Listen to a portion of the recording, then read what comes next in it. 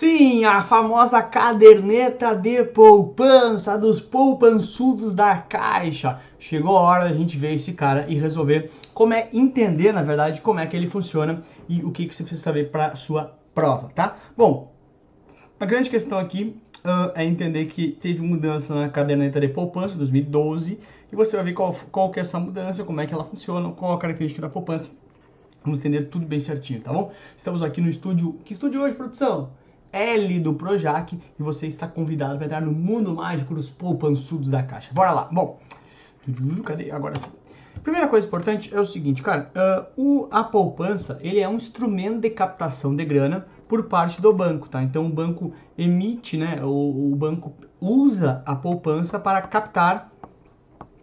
realizar captação de recursos, tá? Características básicas do investimento em poupança, tá? Esse superavitário, essa pessoa que está comprando a poupança, se ela for pessoa física, ela goza de isenção de imposto de renda, não paga imposto de renda. Isso todo mundo fala, meu dinheiro está na poupança porque é isento, né? Bom, nós vamos falar sobre isso. E conta com garantia do Fundo Garantidor de Crédito, até o limite de R$250 mil por CPF e por instituição, limitada a um valor global de 1 milhão, né? Todas as coberturas não podem ser maior do que 1 milhão. Ok, então, coloco meu dinheiro numa poupança, estou seguro porque a poupança não tem riscos, né, de oscilação, vou ganhar a garantia do Fundo Garantidor de Crédito e também não vou pagar imposto de renda. Ok, bacana. Para o banco, isso é bom porque o banco, como a gente vai ver ali na frente, a poupança rende pouco. Então, o banco capta dinheiro a um juros barato. Essa é a ideia básica, tá? Mas o que é um problema da poupança, na visão do banco? O problema é que... deixa eu tirar essa caneta para cá, para usar esse lado aqui. O que o banco capta por poupança... Então, vamos pensar o seguinte, tá? O cara foi lá, o investidor comprou um CDB de um banco. O banco pode pegar esse dinheiro que ele captou através desse CDB e emprestar para cheque especial, emprestar para compra de carro, ou não emprestar, faz o que ele quiser. Já o que o banco capta através de poupança tem, por lei, uma exigibilidade. Ou seja, boa parte do que se capta em poupança deve ser direcionado para linhas específicas de crédito. Então, se é a poupança mais tradicional, a poupança imobiliária, tem que ir para financiamento habitacional. Se é a poupança rural, característica básica por exemplo, o Banco do Brasil utiliza, tem que ser direcionado para crédito rural. Por que isso? Vamos entender o porquê das coisas, né? A poupança é barato para o banco, então o banco, seria muito legal o banco pegar a grana e jogar em cheque especial. O governo falou, não, o que capta em poupança por lei tem exigibilidade de direcionar boa parte para essas linhas. Não precisa saber o quanto que era essa parte, tá? Inclusive eu nem trouxe para ti, é mais para entender que tem essa exigibilidade.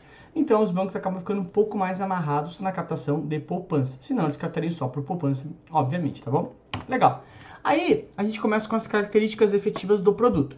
Primeira coisa importante é o seguinte, a data de aniversário. Sempre quando alguém faz aniversário, você tem que ir lá na festinha dessa pessoa levar um presente. Nos dias de aniversário, que na verdade é mêsversário da poupança, ela recebe um presente chamado juros. Então, o que acontece na prática é o seguinte, se eu, pessoa física, tá? Considerando pessoa física que a data é mensal, tá? Se for pessoa jurídica, com fins lucrativos, a data é trimestral, né? Mas, considerando uma pessoa física que fez o depósito dia 25/11, o que acontece? Todo dia 25 é a data de aniversário, ou mêsversário. Sabe aquela pessoa que os casais comemoram mêsversário? Um mês hoje, 2 meses hoje, 3 meses hoje. A poupança é assim, uma pessoa muito romântica e ela comemora mêsversário. Então, você tem que... sempre que completa o mêsversário, a poupança, a menininha poupança, ela ganha um presente chamado de juros. Então, nesse caso aqui, 25 é a data do mêsversário. Então, 25/12 completa o primeiro ciclo, portanto, juros, recebe 25 de janeiro, juros. Se a gente for continuar aqui, 25 de fevereiro, juros, 25 de março, juros, e assim vai. Ou seja, todo dia 25 vai ter os juros. Se fosse pessoa jurídica, não teria juros aqui, né? Se fosse não pessoa física, se fosse pessoa jurídica, não teria juros aqui, não teria juros aqui e teria juros somente no dia 25 de fevereiro. Aí sim teria o recebimento de juros. Por quê? Porque o ciclo é trimestral. Então, na pessoa física é mêsversário, na pessoa jurídica seria trimestre, nem sei como falar isso, a cada trimestre, mais fácil, né? A cada trimestre recebe este valor, tá bom? Essa é a primeira coisa importante. Legal. Aí, a outra coisa importante é o seguinte, a poupança, ela remunera sempre pelo menor saldo do período. Ou seja, o que significa dizer isso? Olha só, vamos imaginar que a pessoa física, vamos lembrar que tem mêsversário, mensalmente, tá? No dia 25/11 depositou 100 mil reais, tá bom? Aí o que acontece? Fica lá, beleza, beleza, beleza. No dia 23/12, ou seja, quase na data de aniversário, que a data de aniversário aqui é dia 25, ou mêsversário, como queira. Então, quase na data de aniversário, a pessoa vai lá e resgata 80 mil desses 100 mil. Ou seja, resgata praticamente tudo. Só que detalhe, é quase na data de aniversário. Lá no dia 25, quando chega na data de mêsversário, vai pagar juros, porque a data de mêsversário é hora de dar parabéns. Só que esses juros vão incidir somente sobre os 20 mil. Nossa, Lucas, então 80 mil não ganha nada? É, tu resgata ele, né? Pode resgatar, tem liquidez diária, mas a tua rentabilidade não... Como ele não chegou na data do aniversário, ele não recebe presente. Ah, meu, tu não tem presente, tu não completou o mêsversário.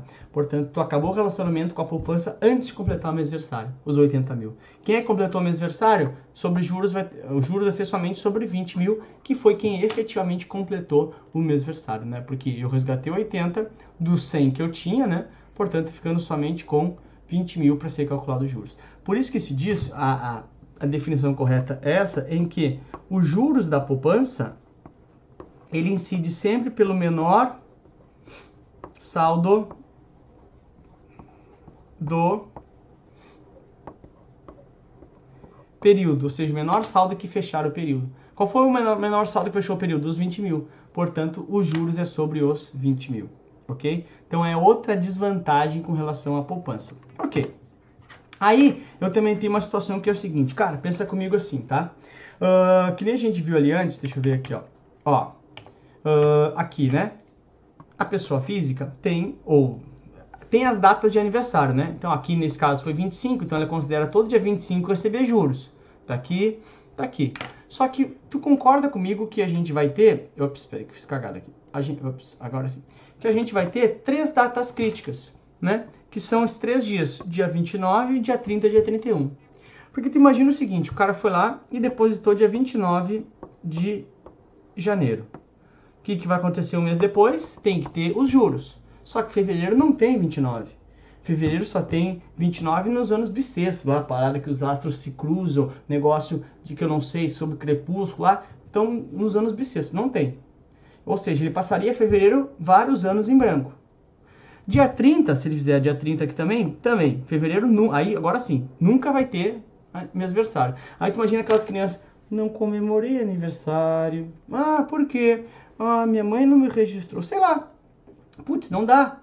31, vários meses eu teria problema de não ter mêsversário, porque vários meses não tem 31, fevereiro inclusive, né? Então janeiro tem, fevereiro não tem, março tem, abril não tem, enfim, vários meses não tem 31 e eu teria problemas, né? Então o que acontece? Sempre que um cara fizer um depósito nessas datas, a poupança vai falar assim, não, nessas datas eu não considero, pode ser feito aqui, mas eu vou considerar todos como dia 1º. Então, são 3 datas críticas. Aí, olha só, muitas vezes em sala de aula você sai decorando.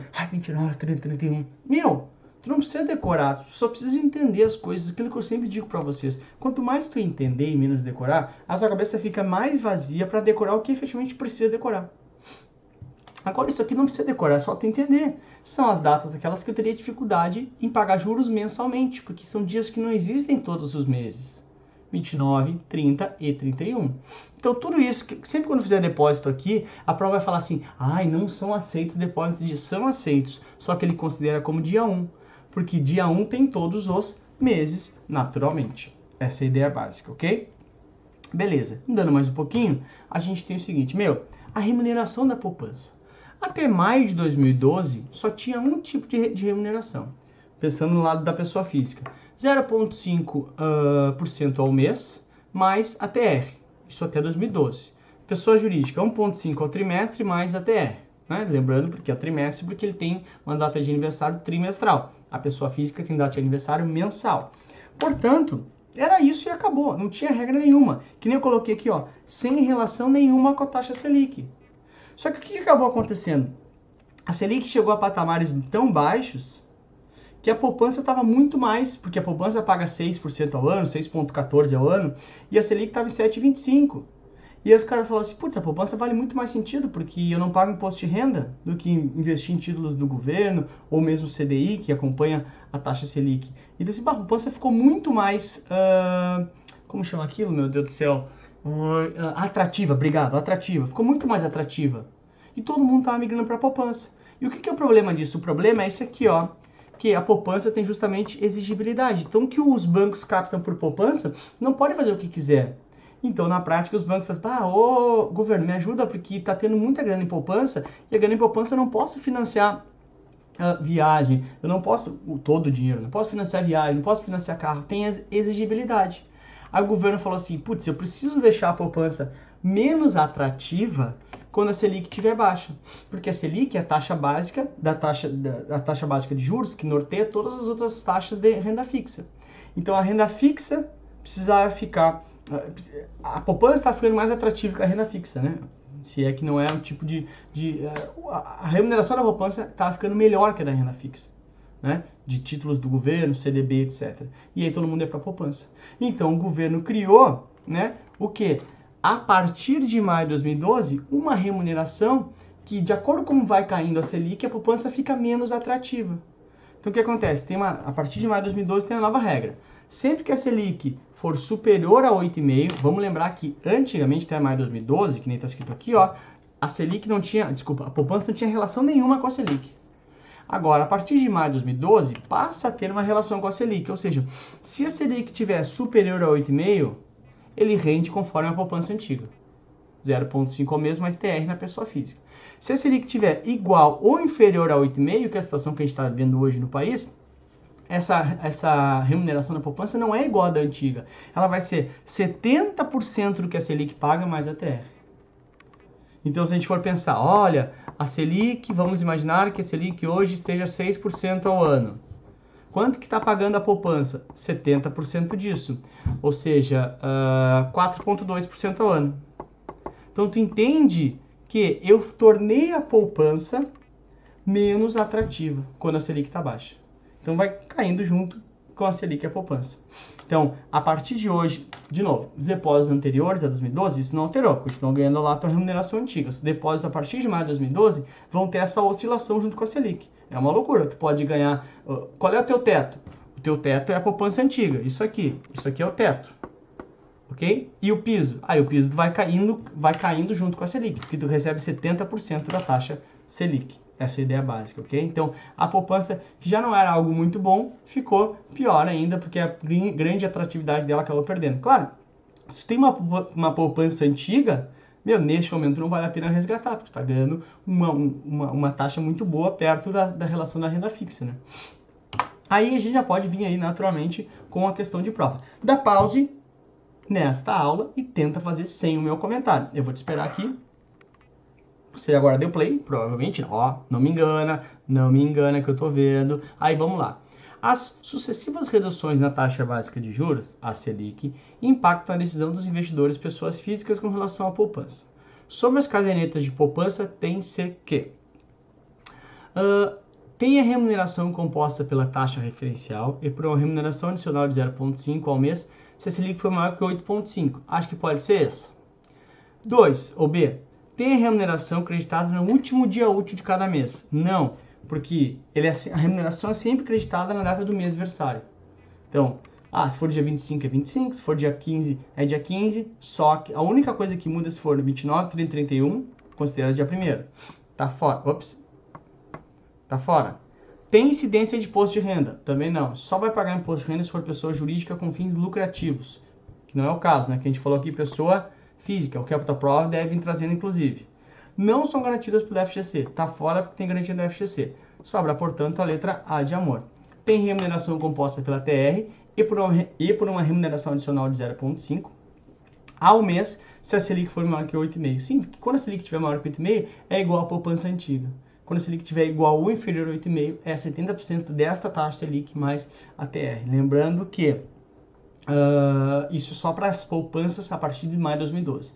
Se fosse uma poupança antiga, né, se ele dissesse, olha, é uma poupança que o cara abriu antes de 2012, nesse caso se manteria a regra anterior, que ele não pode mexer no passado. O cara com essa da vida vai ter essa remuneração da poupança antiga, tudo bem? Chegamos então ali para a gente ver qual que vai ser o gabarito. Confirmamos, é tetra, acertamos, tamo junto. Letra A de amor é a resposta correta. E com isso a gente, ops, ai meu Deus, escuridão não. Encerramos a nossa aula e te vejo na próxima aula, tá? Um grande abraço para você. Se ficou com dúvida, tá aqui todos os meus contatos. Se inscreva no canal do YouTube, que tem dúvidas, melhor dizendo, dicas complementares para você. Dúvidas não, dúvidas você já tem, né, Lucas, seu burro. E também nas redes sociais, qualquer coisa que você quiser falar comigo, tá bom? Beijo para você, até a próxima. Tchau!